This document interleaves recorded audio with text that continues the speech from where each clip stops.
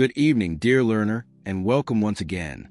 If you enjoy these powerful life stories that also help you grow in English, don't forget to subscribe to the channel so you never miss a new lesson. Now, let me ask you a question. What would you do if the greatest enemy standing between you and your future was not outside, but inside? The story begins with Adrian, a young man whose life looked perfect from the outside. He had a job in a tall glass office, friends who laughed with him at bars on weekends, and a girlfriend who believed in his potential. Yet behind closed doors, Adrian's life was unraveling. Every night, he promised himself that tomorrow he would change. He would sleep early, wake on time, and finally tackle the pile of unfinished projects waiting at his desk. But when dawn came, he reached for his phone instead of his alarm, scrolling through endless feeds until the morning slipped away. His apartment was a mess, laundry spilling across the floor like fallen soldiers. His fridge was empty except for energy drinks and stale bread. He told himself it wasn't serious. Everyone struggles a little. I'll fix it when I need to. But denial is a soft blanket that hides sharp thorns.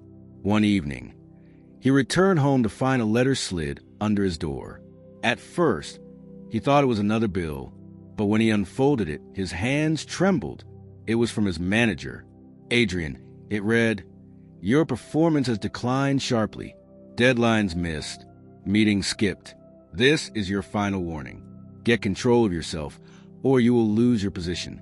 The word struck him like cold water. His job, the very thing that paid his rent and gave him stability, was slipping through his fingers. That night, Adrian stood before the bathroom mirror. His reflection looked tired, eyes red, skin pale. He touched the glass and whispered, "When did I lose myself?" The mirror gave no answer, only the silent truth of a man who had been postponing discipline for too long. He remembered his father's words from years ago. If you don't command yourself, the world will command you. But he had laughed at them back then, thinking life would always give him another chance. Now, standing in his cluttered apartment, he realized chances were running out. The crack in the mirror was not in the glass. It was in him. This was the beginning of his fight, though he did not yet know how fierce the battle would be. For the enemy lived within laziness, excuses, and the endless temptation of comfort. And unless Adrian learned to master himself, he would watch his whole life fall apart, piece by piece. Learning focus. In this first part, notice the mix of past simple tense for completed actions he promised, he returned, he unfolded, and past continuous tense for ongoing habits, he was scrolling. His life was unraveling. This combination makes the storytelling feel alive. The phrase "denial is a soft blanket that hides sharp thorns" is a metaphor, showing how comforting excuses can secretly cause harm. Another strong idiom is "running out of chances," meaning opportunities are disappearing quickly. Now let's practice. Can you answer these questions? 1. What problem was Adrian facing in his daily life? 2. How did his manager warn him? 3. What lesson did Adrian's father once give him? Try retelling this part in your own words using past simple verbs. For example, Adrian promised, Adrian returned, Adrian realized. The enemy within. Adrian woke the next morning with the same dull heaviness pressing against his chest.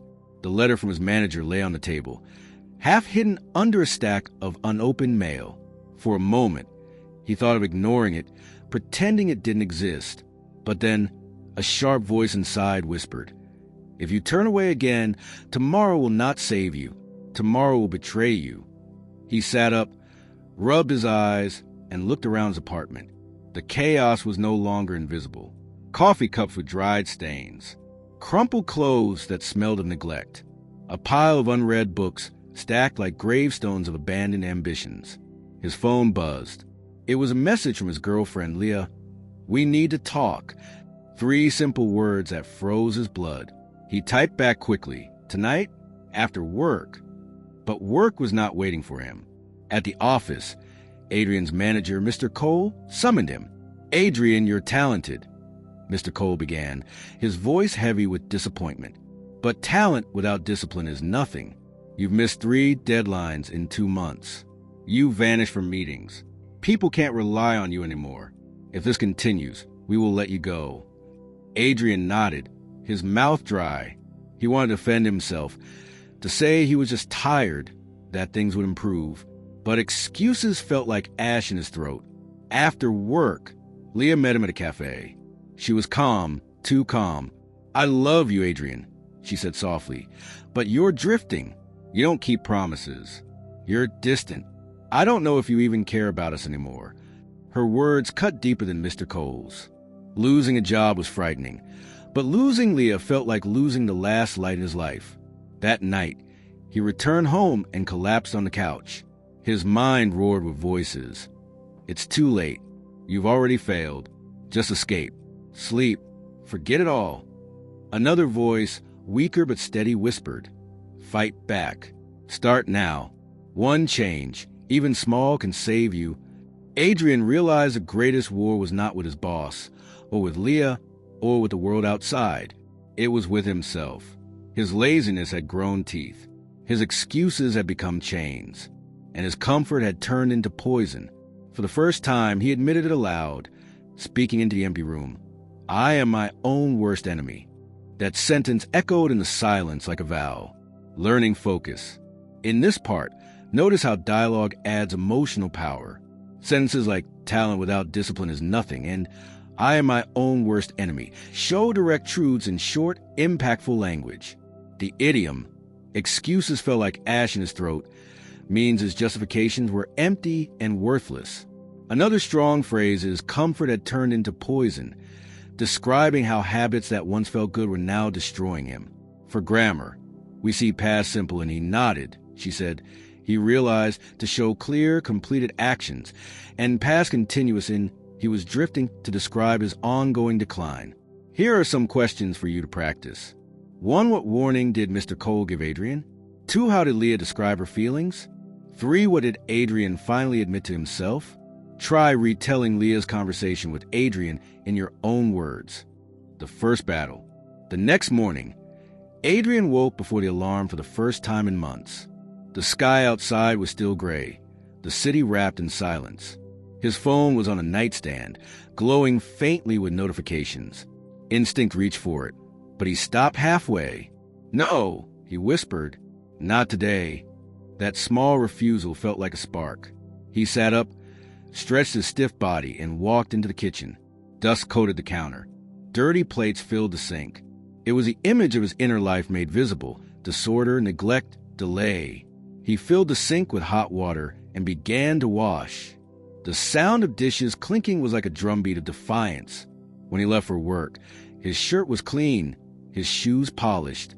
It wasn't much, but it was something. At the office, people looked at him with mild surprise. He had arrived early. Mr. Cole raised an eyebrow, but said nothing. Adrian opened his laptop and forced himself to begin the report he had postponed for 2 weeks. The first lines came slowly, his mind resisting. Laziness whispered, "Check your phone. Take a break. You deserve it." But he remembered Leah's eyes at the cafe, the disappointment that looked like fading love. That memory was sharper than any distraction. By noon, half the report was finished. Not perfect, but alive. For the first time in months, Adrian felt a flicker of pride. But battles are never won in one strike. That evening, as he returned home, temptation waited. His friends messaged him, "Come out tonight. Drinks on us." The thought of laughter and escape was sweet. His hands almost typed yes, but he froze. If he went, tomorrow would collapse again. If he stayed, maybe, just maybe, he could keep building. He placed the phone face down and opened his laptop instead.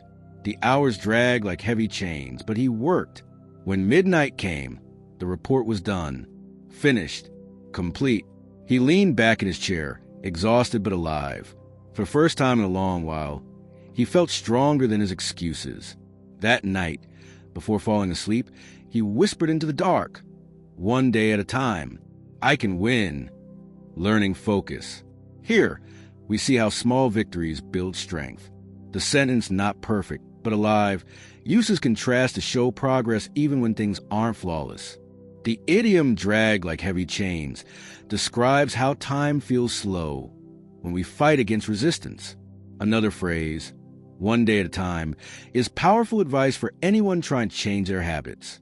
In grammar, Notice how the past continuous, his mind resisting, temptation waiting, creates tension, showing actions in progress. Meanwhile, the past simple, he washed, he stayed, he finished, marks decisive moments of change. Now, let's practice. Can you answer these? 1. What small action did Adrian do differently in the morning? 2. Why did he resist going out with his friends? 3. How did Adrian feel after completing his report? Try retelling the moment when Adrian said no to his phone in your own words. The relapse. For 3 days, Adrian kept his promise. He woke early, worked with focus, and even cleaned more of his apartment. Leah noticed a change when they met for dinner. "You seem different," she said, her voice cautious but warm. Adrian smiled, holding her hand. "I'm trying," he answered. "But discipline is like a newborn flame. It shines, yet it trembles at the slightest wind." On the 4th night, exhaustion struck. The office had been heavy with pressure, endless emails, and demanding clients. By the time Adrian returned home, his body screamed for comfort. He told himself, just a short break, just 10 minutes on the couch. 10 minutes became an hour became 3. Midnight passed, and his report for the next morning lay untouched. The couch cradled him like an enemy in disguise. The next day, he overslept. He rushed into the office, shirt wrinkled, hair messy, eyes burning from too little rest. Mr. Cole's look of disappointment stabbed harder than words. Leah didn't answer his texts all day. Adrian sat at his desk, shame crawling across his skin. The voices returned, cruel and familiar. "See? You can't change. You'll always be the same. Why fight it all?" For a moment, he believed them. He pictured his future collapsing, job lost, Leah gone, himself drowning in excuses. His chest tightened. The panic felt like a storm inside him. But then, in the middle of that storm, another memory rose. His father's voice, "Control yourself before the world controls you." He clenched his fists under the desk. He realized relapse was not the end. It was a test. The question was not whether he fell, but whether he would rise again. That evening, instead of escaping into sleep, Adrian forced himself to sit at his desk. His hands trembled, but he opened his laptop. He whispered like a soldier returning to battle, "Not tomorrow, now." And line by line, word by word, he fought his way back, learning focus. This part introduces the idea of relapse, a fall back into old habits. Notice the metaphor, discipline is like a newborn flame, fragile, easily blown out. The sentence, "the couch cradled him like an enemy in disguise," is a simile, showing how comfort could betray us. In grammar, the use of past continuous. 10 minutes became an hour. The voices were whispering. Shows a slow slide into failure, while past simple, he clenched, he opened, he whispered. Shows decisive recovery actions. Idioms include rise again, recover after failure, and a storm inside him, emotional chaos. Now for practice. 1. What mistake caused Adrian's relapse? 2. How did this affect his work and relationship? 3. What choice did Adrian make at the end of the day? Try retelling the moment when Adrian said, "Not tomorrow." Now in your own words. The strategy of small wins. The relapse shook Adrian deeply, but it also opened his eyes. He realized change could not come through bursts of energy followed by collapse. He needed a system, a structure stronger than mood or impulse. One Saturday morning, he visited his father, who lived in a quiet house outside the city. The old man listened as Adrian poured out his struggles, missed deadlines, Leah's disappointment, the endless battle with laziness. When Adrian finished, silence hung heavy between them. Then his father spoke. "You think control is about force, about crushing yourself into obedience. But real control is about rhythm. You cannot climb a mountain in one leap. You climb it step by step. Small wins, repeated daily, become unshakable power." The word struck him like a hammer shaping iron. Small wins. That was the key. Adrian returned to the city and began an experiment. He created a simple rule. 5 minutes. No matter how tired, no matter how late. He had to work at least 5 minutes on his most important task. The first night, He sat at his desk, eyes heavy with fatigue. Just 5 minutes, he told himself. He set a timer. At first, it was torture, every second dragging like wet sand. But when the timer rang, something surprising happened. He didn't stop. The momentum carried him. 5 minutes became 20. 20 became an hour. By the time he closed his laptop, his report was halfway finished. The next morning, he woke with a strange sense of victory. Not grand, but steady. A small win, yet enough to shift the tide. Day after day, he repeated the ritual. Some nights, he managed only the 5 minutes. Other nights, he worked far longer. But the power was not in the length. It was in the rhythm. He was training his mind to obey, not his laziness. Leah noticed a change. "You're different," she said again, this time with genuine warmth. "You keep showing up, even when you're tired." At work, Mr. Cole began to trust him again. "Good progress on the latest project," he remarked one morning, handing Adrian a rare smile. Adrian felt the weight lifting.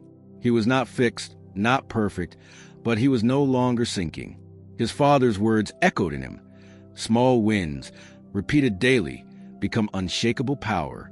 And for the first time, Adrian believed he could build a new life, one brick at a time. Learning focus. This part introduces a concept of small wins, a strategy for discipline. Notice the metaphor. You cannot climb a mountain in one leap, showing why gradual steps are necessary. The phrase, "a hammer shaping iron," means a father's words forged strength in Adrian's mind. Grammar highlights include the past continuous, seconds dragging. He was training his mind to show ongoing struggle in the past simple, he said he finished, she noticed, to show completed steps of victory.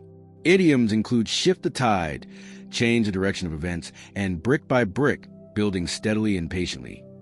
Practice time. 1. What advice did Adrian's father give him? 2. How did Adrian apply the 5 minutes rule? 3. What changes did Leah and Mr. Cole notice? Try retelling Adrian's experiment with the 5-minute rule in your own words. The temptation of escape. Weeks passed, and Adrian's small wins began to stack like bricks into a wall of strength. His apartment looked cleaner, his reports more polished, his relationship steadier. For the first time in years, he felt the ground beneath him was firm. But stability often invites temptation. One Friday evening, his colleagues gathered for drinks. "Come on, Adrian," they urged. "You deserve it. You've been working hard." The bar was loud with music, glasses clinking like careless promises. At first, Adrian sipped water, telling himself he would leave early. But as laughter swirled around him, someone handed him a glass of whiskey. 1 won't hurt, he thought. 1 became 2. 2 became 4. By midnight, he stumbled out into the night, the city lights spinning. His phone buzzed, Leah's message. "Are you coming over?" He didn't answer. He didn't want her to see him like this. The next morning, his head pounded. His laptop sat unopened on the desk. A report deadline glared from the calendar like a cruel judge. The rhythm he had built was broken. Shame hit him harder than the hangover. He remembered his father's warning. Control yourself before the world controls you. Yet here he was, dragged by the oldest chains. Pleasure, escape, the false promise of comfort. For a moment, despair whispered, "You've lost it all. You're back at the beginning." He saw himself falling again into the same pit of delay, excuses, and self-betrayal. But then another thought cut through. No, this is not the end. One mistake is not the whole story. With trembling hands, he brewed coffee, sat at his desk, and opened the laptop. His vision blurred, but he forced himself to type. Line by line, the report came alive. It was not his best work. It was slow, clumsy, but it was done. That night, he texted Leah, "I slipped, but I'm fighting again." Her reply came quickly. "That's all I need to hear." Adrian realized the truth. Falling is not failure. Failure is refusing to rise. Learning focus. This part explores temptation and relapse in a deeper way. The idiom, glasses clinking like careless promises, shows how fun can become dangerous. Another strong phrase, falling is not failure. Failure is refusing to rise, teaches a universal truth. In grammar, past continuous appears and laughter swirled around him. His vision blurred to show ongoing scenes. While past simple, he stumbled, he brewed, he typed. Marks clear actions of both falling and recovering. Practice questions. 1. What temptation caused Adrian to stumble again? 2. How did he feel the next morning? 3. What did Adrian's final decision show about true failure? Try retelling the moment when Adrian decided to keep typing despite the hangover. The crossroads. Adrian's progress returned, steady as the ticking of a clock. His 5-minute rule became a habit. His reports grew sharper, and Leah's trust slowly healed. Yet deep inside, he sensed the real test had not yet come. It arrived on a stormy Thursday afternoon. Mr. Cole called him into the office. The company was launching a new project, demanding, high profile, the kind that could make or break a career. Cole looked Adrian in the eye. I want you to lead the team, but if you fail, there will be no second chances. Adrian's chest tightened. This was a chance he had dreamed of, but also the weight he feared. Leading a team meant discipline, not just for himself, but for others. It meant no room for excuses, no hiding behind comfort. That night, he stood at his apartment window, rain sliding down the glass. The city lights blurred like uncertain stars. Leah sat on the couch, watching him quietly. You're afraid, she said softly. He nodded. What if I collapse again? What if I ruin everything? Leah rose and placed her hand on his shoulder. Control doesn't mean you never fall. It means you choose to rise faster than you fall. Her words lingered like fire in his chest. The next morning, Adrian walked into the office with a new resolve. He gathered his team, outlined a plan, and set clear goals. At first, doubt gnawed at him. Could he really keep them on track when he had failed so often himself? But then he remembered the strategy of small wins. He broke the massive project into tiny steps, assigning each member clear, achievable tasks. Every evening, they gathered to review progress. And little by little, the impossible mountain began to shrink. Yet temptation still stalked him. Old habits whispered when he was tired. Skip tonight's work. Take it easy. But now he had a weapon. He repeated Leah's words like a shield. Rise faster than you fall. The project deadline loomed closer, but for the first time, Adrian was not drowning in panic. He was swimming one stroke at a time. He stood at a crossroads. Comfort behind him, discipline ahead, and this time, he chose the harder path, learning focus. This section highlights metaphors of choice and resilience. The phrase comfort behind him, discipline ahead, paints the moment of decision. Leah's line, control doesn't mean you never fall. It means you choose to rise faster than you fall, is both wisdom and encouragement.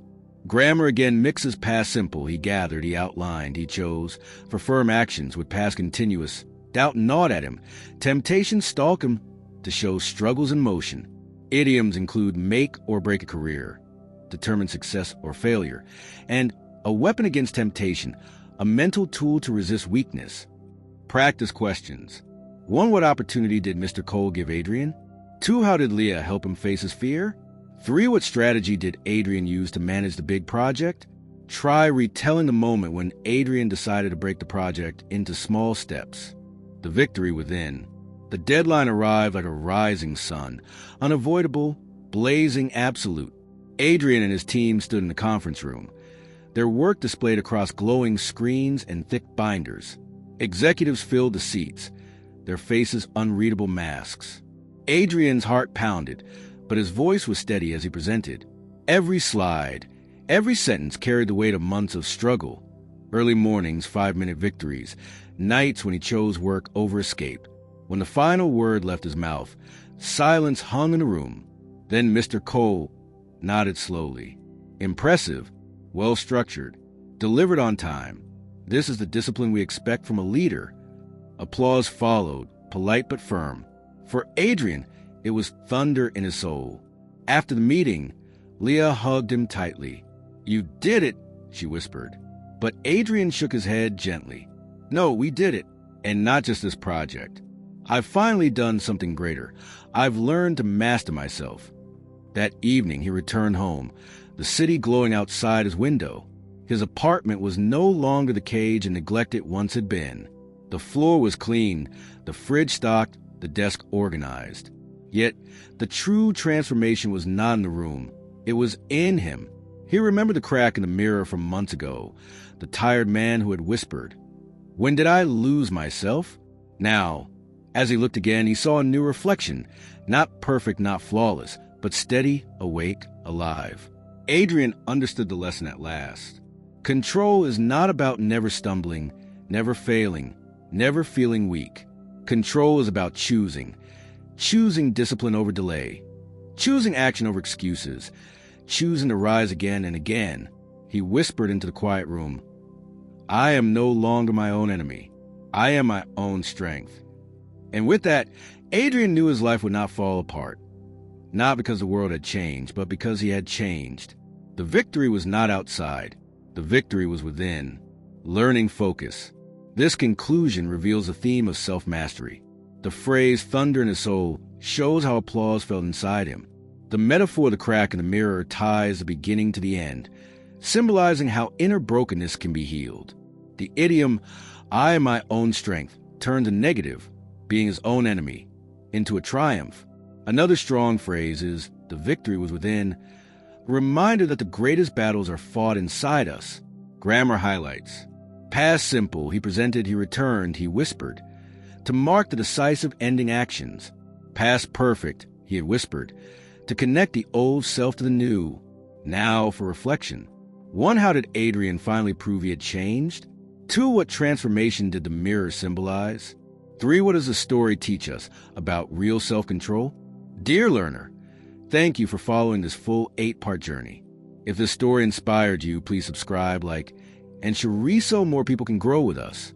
In the comments, tell me, what is one small step you will take today to gain better control of yourself?